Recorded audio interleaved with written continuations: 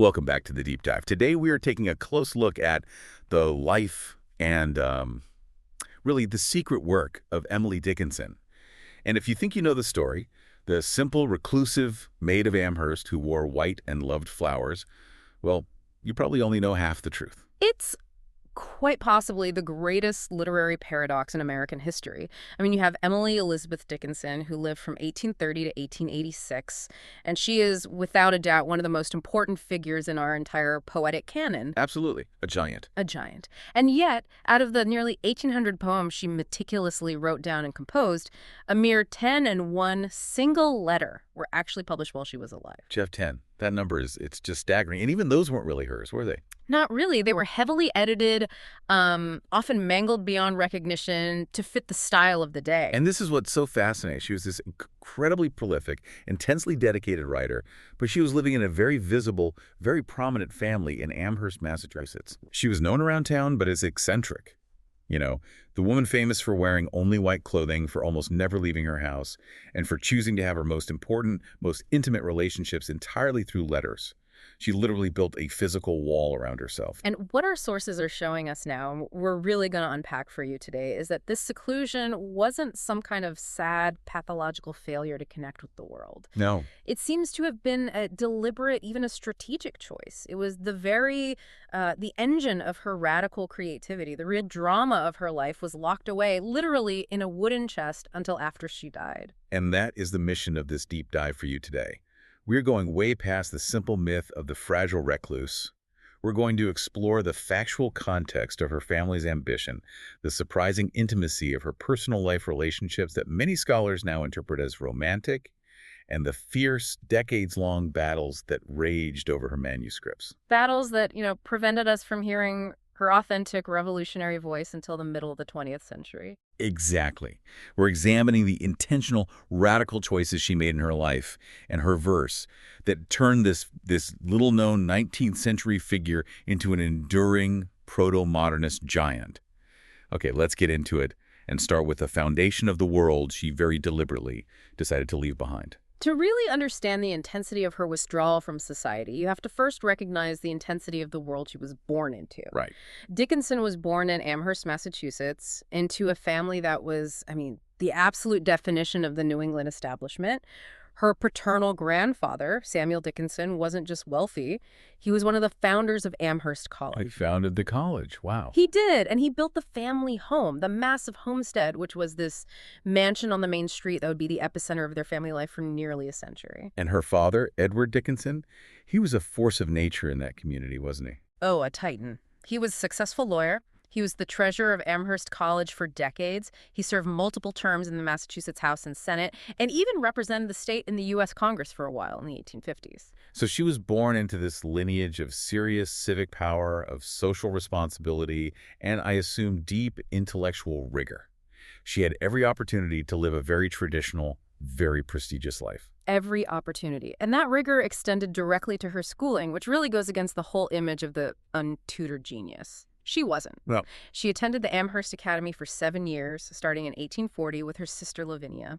Our sources describe her education as ambitiously classical for a Victorian girl. who does that mean, ambitiously classical? It means she was studying English and classical literature, Latin, botany, geology, history, and something they called mental philosophy.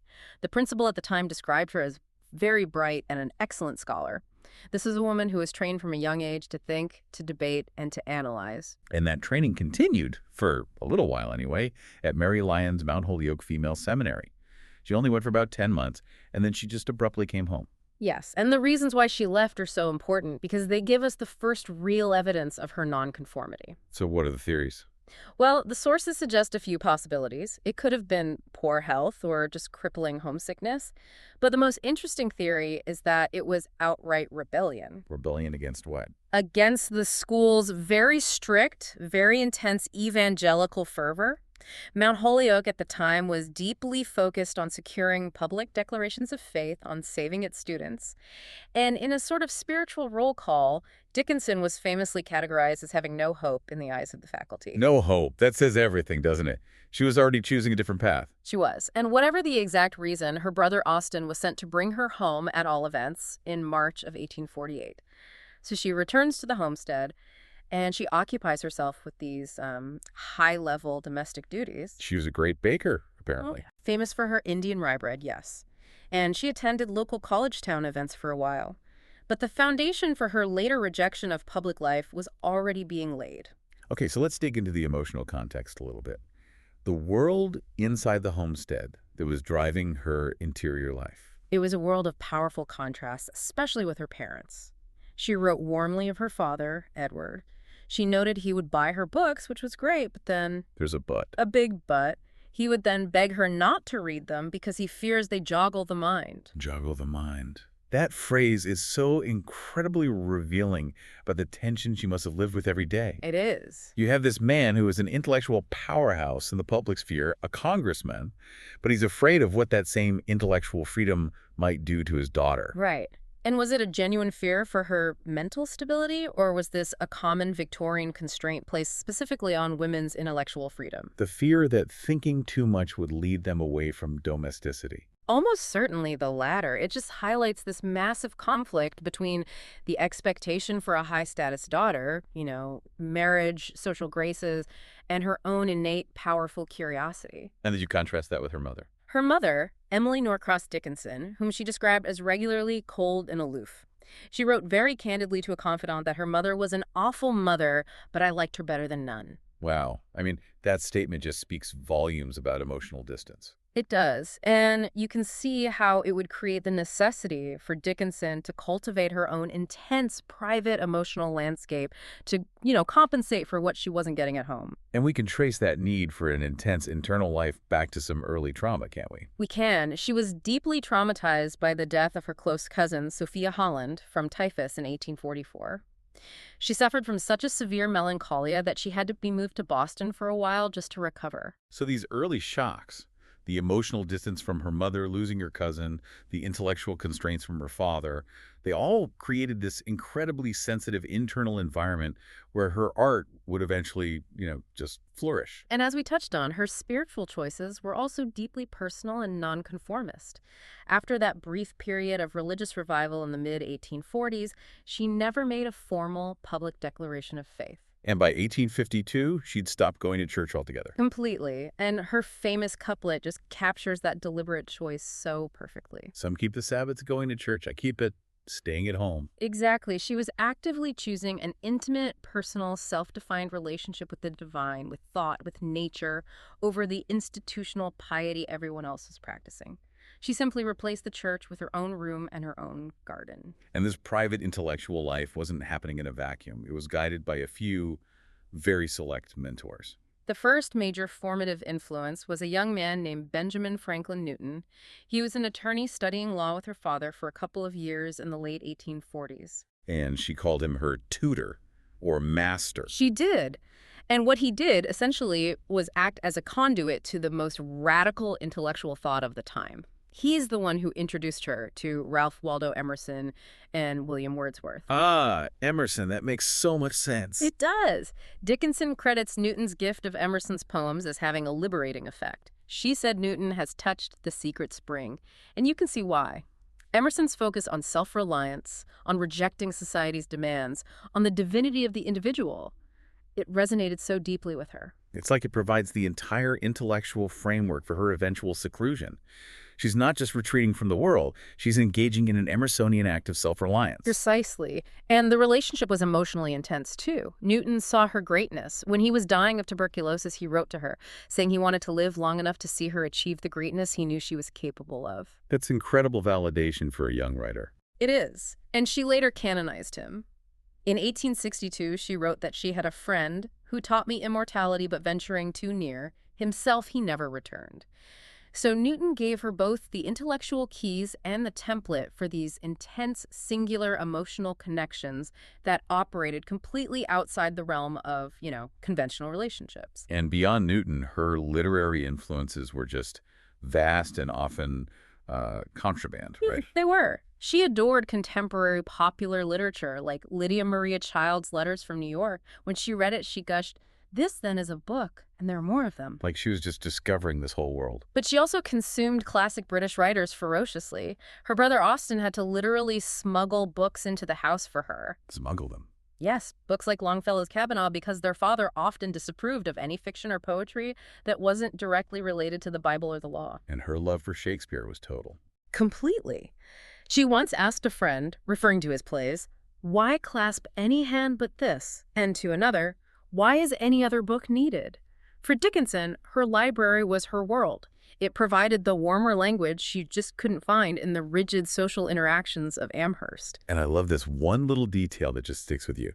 She named her only dog a big Newfoundland, Carlo. Carlo, and she named him after the dog in Charlotte Bronte's Jane Eyre, a book that was lent to her in 1849. Yeah. It shows that the influence wasn't just intellectual, it was woven right into the fabric of her daily domestic life.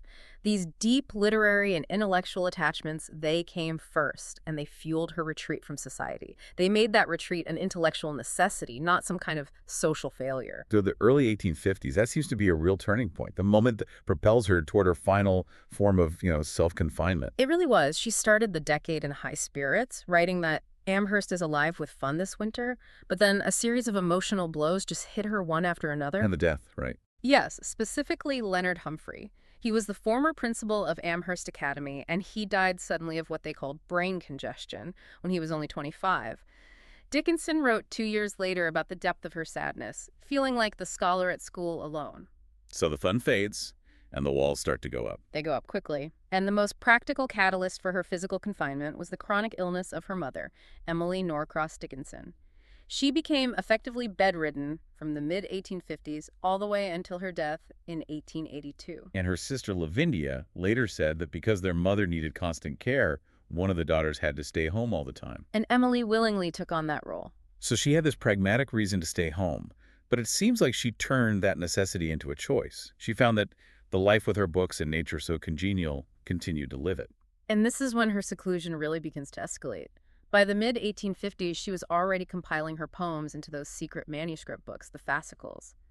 By 1867, her withdrawal was so complete that she started speaking to visitors only from the other side of a door. She just wouldn't come out. Rarely leaving my father's ground to any house or town, she was actively cultivating this public image of the eccentric, the myth of Amherst, who was rarely seen and was almost always dressed completely in white. Let's talk about the white dress for a second. The one surviving piece of clothing we have of hers is this white cotton dress. What's the symbolism there? Well, scholars see it as a very deliberate statement. It's definitely a rejection of the Victorian norms where women were expected to wear these dark, restrictive clothes. So wearing white could symbolize what? A kind of spiritual purity? It could be that, or perhaps a rejection of traditional fashion and the expectation of marriage. Some see it as her symbolizing a different kind of marriage, a spiritual or artistic devotion, an emblem of her total commitment to her inner life and her art. It reinforces this idea that she saw her life as exceptional, as separate, and as chosen. And yet, behind those symbolic white doors, her emotional life was incredibly vibrant and complex and intimate, all thanks to her mastery of writing letters. Which brings us to the most central and, I think, the most passionately debated relationship of her life. The one with her sister-in-law, Susan Huntington, Gilbert Dickinson. Susan, yes. Susan married Emily's brother Austen in 1856 and moved into the Evergreens, the house right next door. So they were neighbors. Neighbors. And the marriage between Austen and Susan was reportedly very unhappy, but the bond between Emily and Susan was something else entirely. Dickinson sent Susan over 300 letters. 300 letters to the house next door. That's not just communication. Yeah. That's an ongoing daily negotiation of her inner self. It is. Susan was her most beloved friend, influence, muse, and advisor. Dickinson wrote in one letter, "With the exception of Shakespeare, you have told me of more knowledge than anyone living." She put her sister-in-law on the same pedestal as Shakespeare. The very same. And this brings us right to the heart of the scholarly debate. Many scholars, when they look at the textual evidence, they interpret their relationship as deeply romantic and homoerotic. Okay, but hold on a minute. Isn't there a risk here of, putting a modern lens on this? If we only had these intense, flowery letters between Dickinson and her brother, would we be calling that relationship romantic? What's the actual textual evidence that pushes this beyond just typical Victorian female hyperbole? That is the crucial question. And scholars like Lenikoski argue that the language contains these unique elements of possession and physical desperation. Okay. The most cited example is from a letter in 1852, long before Susan was even her sister-in-law. Emily asks, Susie, will you indeed come home next Saturday and be my own again and kiss me as you used to? Be my own again. Yes, and it continues. I hope for you so much and feel so eager for you, feel that I cannot wait, feel that now I must have you, that the expectation once more to see your face again makes me feel hot and feverish and my heart beats so fast. And the ending of that quote is the real clincher, isn't it?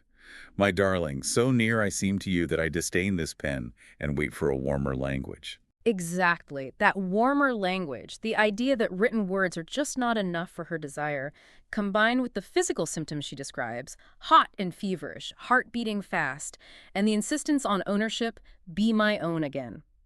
For most contemporary scholars, that pushes the evidence way beyond the realm of platonic friendship. It points toward an erotic element she felt compelled to express. It does. And this intimacy is what led directly to that shocking historical cover-up we mentioned at the start. The posthumous cover-up. This is a true literary scandal. Yeah. And it's all driven by this toxic love triangle. At the center of it is a woman named Mabel Loomis Todd. Todd was Austin Dickinson's longtime mistress. It was a very public affair, and it deeply damaged the relationship between Austin and Susan. So when Emily died, her sister Lavinia, who's obsessed with getting the poems published, turns to Mabel Loomis Todd, her brother's mistress, and Thomas Wentworth Higginson to edit the manuscripts. Yes. Can you imagine? The layers of conflict are just staggering. Austin's mistress becomes the gatekeeper and the first editor of his dead sister's love poems to his wife. The rivalry must have been intense. Oh, it was. And because of the bad blood between Mabel Loomis Todd and Susan Dickinson, who were essentially rivals fighting over Austin Todd, actively tried to diminish Susan's role in Emily's life and her poetry. And modern science has actually proved it. Tell us about the infrared evidence. This is amazing. So, modern infrared technology has revealed that in at least 11 of Dickinson's poems that were dedicated to Susan, the name Susan was deliberately obliterated. Scratched out. Erased, yes. Presumably by Todd or her daughter. This wasn't some accidental smudge. This was conscious censorship designed to obscure the most central, intimate relationship of Emily's life. Todd replaced the dedications and altered the context to create this narrative of a cruel or dismissive Susan, instead of acknowledging her as Emily's muse. This one act just warped the public perception of Dickinson's entire emotional life for decades. Which explains why the publication process was so toxic and fragmented. Okay. So beyond Susan, who else was in this tiny key circle of intimate correspondence? The other major figure in her literary life was Thomas Wentworth Higginson. He was a literary critic, an essayist, a former minister, and he wrote for the Atlantic Monthly. And their correspondence started in 1862, right at the peak of her productivity. She wrote him a letter. A now famous letter, a highly nuanced, slightly dramatic letter asking, "Are you too deeply occupied to say if my verse is alive?" What an opening line. She was asking for critique, but doing it anonymously, right? She put her name on a separate card to maintain her mystery. She did. And Higginson was completely intrigued, but also just baffled by her. I mean, he was a champion of very conventional literature, and her style just shocked him. And she gave him those amazing descriptions of herself. She did. I am small, like the wren, and my hair is bold, like the chestnut burr, and my eyes like the sherry in the glass that the guest leaves. She's painting this literary self-portrait for him while keeping him at arm's length. She clearly valued his advice, though. She called him dear friend and signed her letters your scholar, and she even told him later that he had saved her life in 1862. That was the year of her greatest poetic output. So what did he do that saved her? He provided validation. At a time when she was consciously choosing to leave the world behind, he took her seriously as a poet. Even though he didn't quite get her revolutionary style, he tried to correct her punctuation. He confirmed for her that she had a singular genius, even if he couldn't publish it as it was. But when he urged her to come to Boston to meet him, she refused. Absolutely refused. She stuck to her rule. I do not cross my father's ground to any house or town. They did finally meet, though, in 1870 in Amherst. And the encounter sounded pretty exhausting for him. It was. He wrote that she drained my nerve power so much. Without touching her, she drew from me. I am glad not to live near her. Her personality, fueled by all those years of seclusion and her intense internal life, was just as demanding and unforgettable as her poetry. And we should quickly mention two other figures, Charles Wadsworth. the famous minister from Philadelphia. She met him in 1855, saw him only once more after he moved to San Francisco in 1862, but she referred to him in these incredibly elevated terms.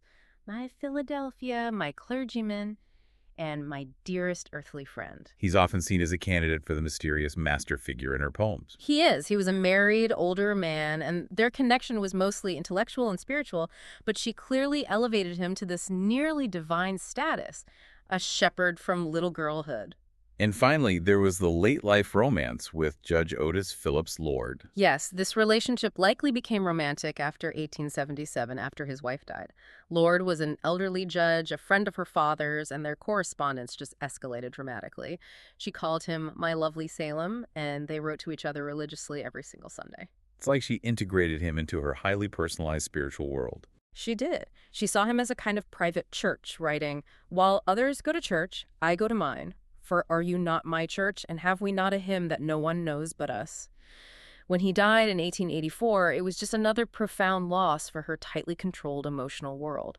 Her seclusion did not mean emotional isolation, it just meant she chose her anchors with extreme care and intensity, mostly through the power of the written word. Okay, so let's get to the work itself. What's truly remarkable is that the period when she was most actively withdrawing from the world, the first half of the 1860s, was her most astonishingly productive. This wasn't just, writing a few poems. This was a poetic explosion. It was an unbelievable burst of concentrated genius right after she chose that life of domestic confinement. The scholar Thomas H. Johnson estimated she wrote 86 poems in 1861, and then in 1862 alone, she composed a monumental 366 poems. 366. That is literally a poem a day, every single day, and often focused on these massive themes of nature, life, and mortality. A poem a day. It's an astonishing feat of creative output. What was happening in 1862 that would trigger something so intense? Well, you have a confluence of things. Internally, the move of Charles Wadsworth to San Francisco would have created a massive emotional vacuum for her. Externally, the Civil War had begun, throwing the entire nation into chaos, which Dickinson felt very keenly, even from behind her door. And that's the same year she started writing to Higginson. Exactly. She was actively seeking a gauge for her work. So you have all these pressures, emotional turmoil, national crisis, and the need for artistic validation, and they all funnel into her solitude and get transmuted into verse. The seclusion wasn't just permitting the work, it was intensifying it. And she wasn't just churning out rough drafts on scraps of paper. She was organizing them into this highly formalized personal archive. We have to talk about the fascicles. The fascicles are the central physical evidence of her genius. Between 1858 and 1865, she meticulously compiled nearly 800 of her poems into 40 carefully pieced together hand-sewn manuscript books. And Yes, she would fold sheets of paper, stack them, and then stitch them together with thread. They were intended to be private controlled collections of her work. what did they look like? Were they, elegant, professional-looking volumes? Not at all. They often looked more like laundry lists or an intensely personal journal. The paper she used was sometimes whatever she had on hand, the back of an envelope, a scrap of butcher paper, leftover stationery.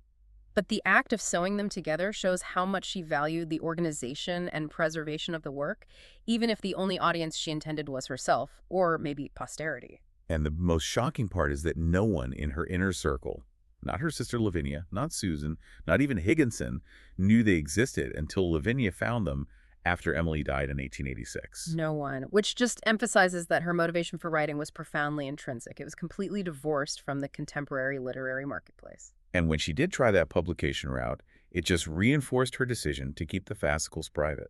Absolutely. As we said, only 10 poems and 1 letter were published while she lived, mostly through the Springfield Republican, where her friend Samuel Bowles was the editor. And they were almost universally mangled in the process. How exactly were they mangled? What were the editors doing? They were heavily edited to conform to 19th century poetic rules. They were given conventional punctuation, standardized capitalization, titles were added, and sometimes entire phrases or words were altered just to flatten her eccentric style into something palatable for Victorian readers. And the classic example of this editorial vandalism is her poem, I Taste a Liquor Never Brewed. Yes. Her original lines are so powerful, so ecstatic they were. Not all the Frankfurt berries yield such an alcohol. Specific, earthy. Exactly. And the Republican version rewrote those lines to be, not Frankfurt berries yield the sense, such a delirious whirl. Delirious, really. So generic and sentimental. It just washes out her idiosyncratic genius completely. It does, and she recognized this violation immediately. When her poem A Narrow Fellow in the Grass was published as This Snake, she specifically complained that the editors altered the punctuation. They replaced one of her original dashes with a comma and a full stop. And this is where the dash becomes so important. It's not a grammatical error. No, it's a technical tool. Scholars like Judith Farr point out that Dickinson's original use of the dash captured the breathless immediacy of encountering the snake. That sudden fear, the interruption of thought. The edited version, with its conventional punctuation, made her lines more commonplace. It just erased the poem's unique rhythm and tension. It's no wonder she found publication so foreign to her. She said it was as firmament to fin. Right. And this failed contemporary exposure is what made the discovery of the manuscripts in 1886 so explosive. It set the stage for this chaotic 50-year battle over her true voice. Lavinia finds the locked chest. She becomes obsessed with publication. She'd kept her promise to burn the correspondence, but found no instructions for the 40 notebooks of poetry. So she first turns to Susan, who was grieving and was initially unwilling or maybe unable to dedicate the time needed to decipher these nearly illegible manuscripts. So then Lavinia turns to Mabel Loomis Todd. And so the family feud over Austen leads directly to a feud over literary property. Precisely. That first volume, published in 1890, edited by Todd and Higginson, was a sensation. It had 11 printings in just 2 years. But the content was heavily altered. They were trying to introduce her to the world, but they couldn't conceive of her style as being intentional. They couldn't. So the normalization of punctuation, the regularization of capitalization, the occasional rewording to lessen her obliquity, it was rampant. They turned her into a Victorian eccentric, not a modern radical. And because of the complex personal history, the manuscripts were literally divided. Yes. The fallout between the Dickinson and Todd families, fueled by the affair and a subsequent legal battle over land, meant the manuscripts were split for over half a century. The poems stayed divided between two warring camps. One set with Susan and Austen's daughter. Martha Dickinson Bianchi, yes. She inherited one set. And Millicent Todd Bingham inherited the other set from her mother, Mabel Loomis Todd. So this created a completely fractured, incomplete, and highly edited view of Dickinson for the first half of the 20th century. You have these competing editions constantly being published, each one claiming to hold the true version. Until 1955. That's the watershed moment. That's when the scholar Thomas H. Johnson published his complete 3-volume collection, The Poems of Emily Dickinson. And Johnson's goal was simple, but completely revolutionary: to present the poems very nearly as Dickinson had left them. Which meant they were untitled, they were numbered, they were strewn with her iconic dashes, and they had all of her irregular capitalization. This 1955 edition is the definitive version that broke the tyranny of the editors and forms the basis of all modern Dickinson scholarship. And the scholarship didn't stop there. It got even more granular, highlighting the critical importance of the physical artifact. Yes, later scholars, like R.W. Franklin, insisted on analyzing the physical evidence of the manuscripts themselves. This goes way beyond just reading the words on a page. So what does analyzing the physical evidence actually entail? It means looking at the varying lengths and the angles of the dashes, the physical layout of the text on the page, the way she broke up certain stanzas, and the patterns she used when she compiled the fascicles. These scholars argued that her choices in line breaks and punctuation were not random errors, they were aesthetically based. Almost like musical notation. Exactly.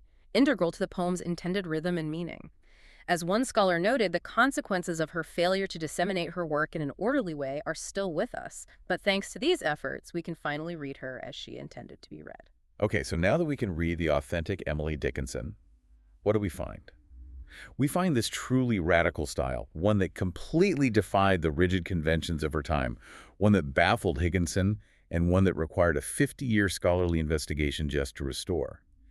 Let's start with her unique structural choices. Her most notable structural choice was avoiding the traditional iambic pentameter that just dominated 19th century poetry, that standard ta-dum, ta-dum, ta-dum, ta-dum, ta-dum rhythm of poets like Longfellow or Tennyson. She just wasn't interested in that. Not at all. Instead, she primarily used shorter line meter, which is 3 feet, and tetrameter, 4 feet, and she frequently used the traditional ballad stanza. Can you give us an auditory example so you can really hear the difference? Certainly. Just think of the common hymn meter, which she used all the time. It follows alternating lines of tetrameter and trimeter, usually in a quatrain where only the second and fourth lines rhyme, that ABCB scheme. Okay. For example, the first stanza of "Because I could not stop for death" is a perfect example of this common meter. Because I could not stop for death, he kindly stopped for me. The care it held but just ourselves and immortality. It's a rhythm that feels familiar, like a nursery rhyme or a song. Which is why so many of her poems can literally be sung to common meter melodies. Precisely. And often, she didn't even use a perfect rhyme in those common meters. She favored what we call slant rhyme. How do we define slant rhyme, and why did she use it so often? Slant rhyme, or near rhyme, uses words with similar but not identical sounds. So words that look like they should rhyme but don't quite, like gate and mat, or her famous pairing of day and eternity. And the effect of that is what? She used it to create dissonance, to signal tension, or to pull the poem just slightly off kilter. Instead of that satisfying resolution you get with a perfect rhyme, the slant rhyme leaves you with the slightly unsettled, lingering thought, a feeling that perfectly matched her subject matter.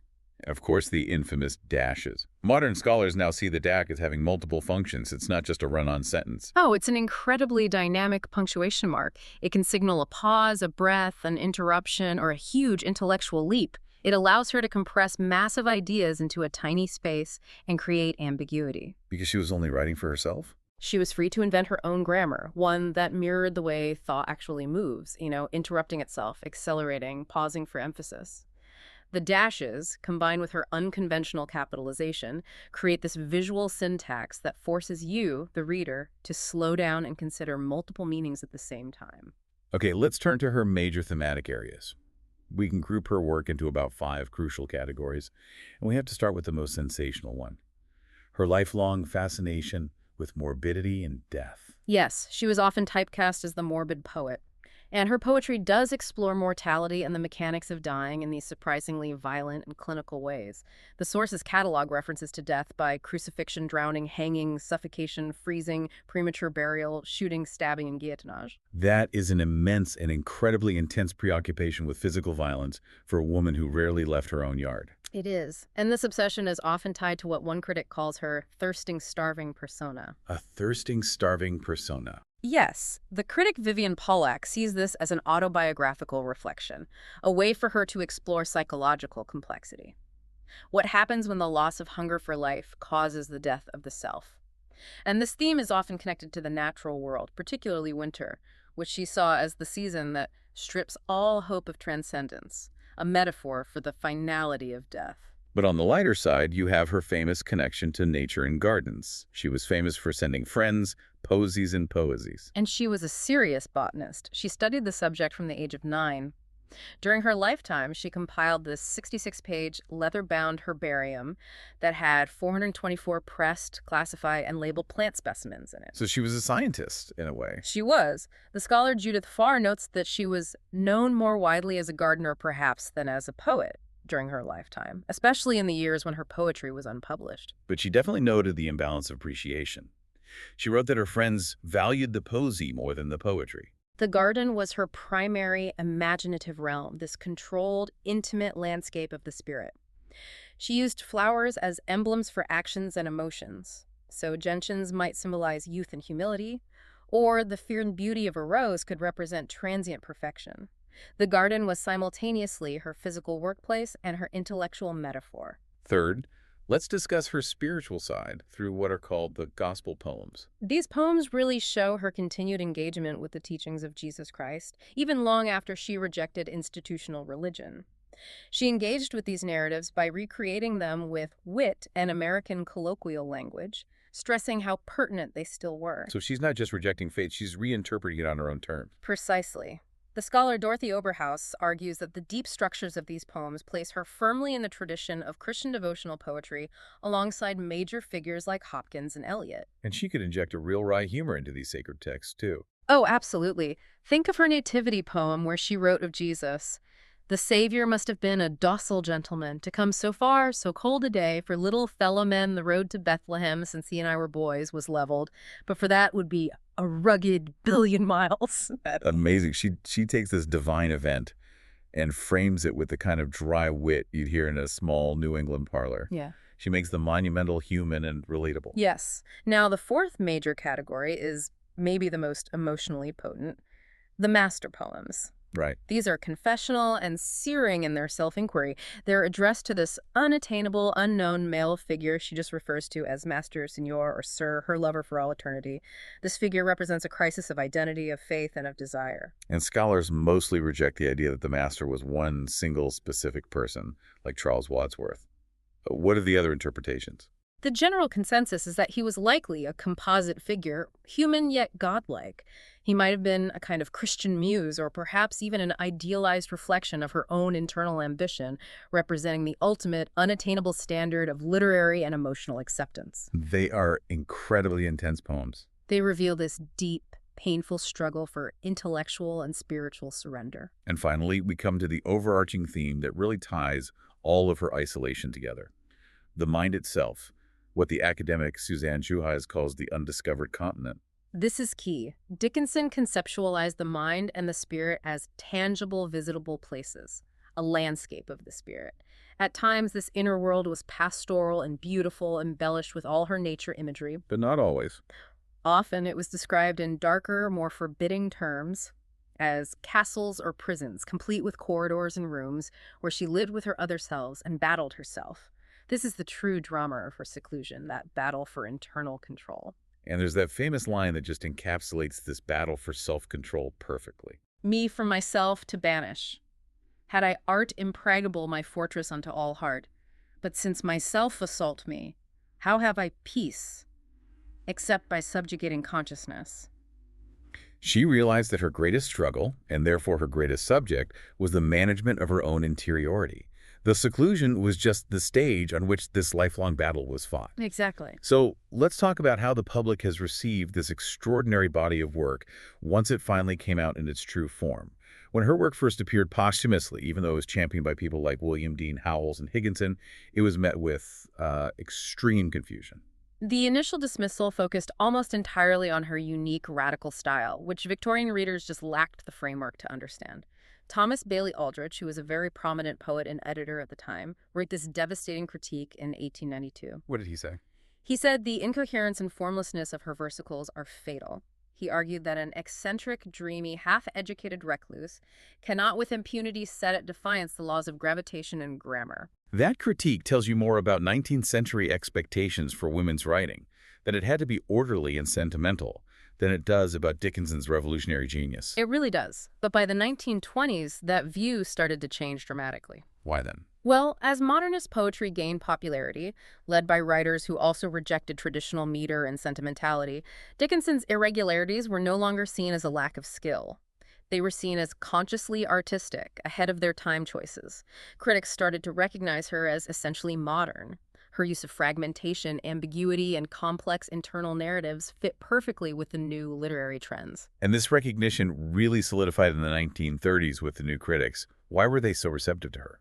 Figures like Alan Tate and R.P. Blackmer valued complexity, ambiguity, and close reading above everything else. Dickinson's highly compressed, dash-laden, image-intensive poems were perfect for their analytical approach. Blackmer called her a private poet who wrote as indefatigably as some women cook or knit, who arrived at the right time for one kind of poetry, the poetry of sophisticated, eccentric vision. They were able to look past the biography and just treat the poems as these fully realized complex artifacts. Yes. And then the second wave of feminism, post-1970s, provided another massive shift in understanding her life, completely transforming the way we see her seclusion. This is a huge reframing. It is. Instead of viewing her seclusion as a sad eccentricity or a pathology, that old Maid of Amherst stereotype feminist critics saw it as a powerful strategic choice for a female artist living in a deeply patriarchal society. Adrienne Rich, in her landmark essay Vesuvius at Home, famously theorized this. How did she frame it? Rich argued that Dickinson chose her seclusion, knowing she was exceptional and knowing what she needed. She saw the seclusion as a deliberate act of necessary economics. She retreated to protect her creative energy and use her powers, rejecting the traditional roles of womanhood, like hostess or wife or public figure, which would have just consumed her time and her genius. So her withdrawal was an act of artistic autonomy. That's the perspective.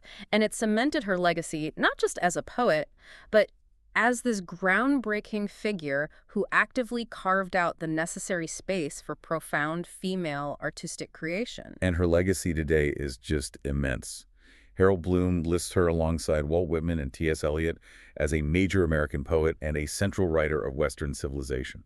Her influence is everywhere. She's taught globally. Her poetry has been set to music by composers from Aaron Copland to John Adams. And she was inducted into the National Women's Hall of Fame in 1973. And we see her presence constantly in popular culture, from the one-woman play The Belle of Amherst to recent films like A Quiet Passion and Wild Nights with Emily and the TV series Dickinson. All of which explore that tension between the outer confinement and the explosive inner world. Exactly. It's an ongoing fascination, which proves that the woman who actively avoided the public eye is now one of the most powerful, persistent, and continually reinterpreted figures in American culture. So what does this all mean? Well, this deep dive has really revealed the profound transformation of Emily Dickinson. She went from being this private myth of Amherst, a figure almost entirely unknown outside of a small family circle, to becoming a highly influential proto-modernist giant. Her radical techniques, which were once dismissed as just accidental errors or the scribbles of an unbalanced mind, they fundamentally changed how poetry could be written and punctuated.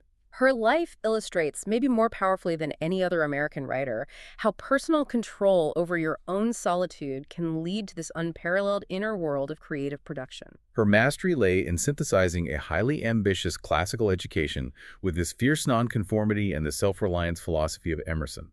She took her confined domesticity and she transformed it into an undiscovered continent for the mind, creating her own rules for language as she went.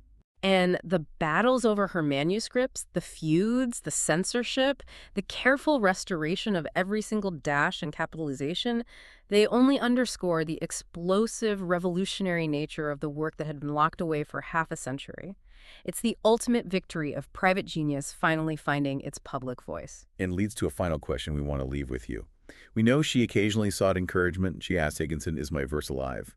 We know her work was edited to death when it was published conventionally, fundamentally altering the entire meaning of her poems with just a single misplaced comma or dash. So here's where it gets really interesting for you to think about. If her unique genius, her unconventional capitalization, her use of the dash, her deeply personal themes, if all of that was intrinsically tied to her extreme seclusion, to her intentional removal from the world of publication and criticism and the pressure to conform, could the 1,800 poems we love today have ever existed, had she received the conventional encouragement and audience she occasionally sought? Would the 19th century marketplace, designed for poets like Longfellow, have just normalized her poetry right out of existence, leaving us with a collection of delirious whirls instead of her raw, ecstatic genius? That's the profound contradiction at the heart of the myth of Amherst.